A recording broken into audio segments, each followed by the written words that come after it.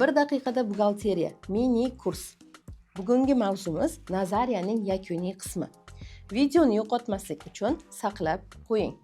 Nazariyaning yakuniy qismida shuni bilishimiz kerakki, buxgalteriya balansi nima va moliyaviy natijalar to'g'risidagi hisobot nima. Mana shu ikkita hisobot haqida sizlar bilan biz gaplashdik kursimiz davomida. Endi siz buxgalteriyani mukammal o'rganib, provodkalarni to'g'ri bajaradigan bo'lsangiz, sizga buxgalteriya balansi ham, moliyaviy natija to'g'risidagi hisobot ham o'zi avtomatik ravishda programmani o'zi, ya'ni adresni o'zi hisoblab beradi. Va uni to'g'ri-noto'g'riligini bilishingiz uchun siz albatta provodkalarni bilishingiz muhim hisoblanadi. Endi bu ikkita hisobotni shakllantirish uchun bilib o'rganib oldik, provodkalarni yaxshilab bilib olishimiz kerakligini. U provodkalardan keyin sizda buxgalteriyangiz to'g'ri shakllangan bo'ladi.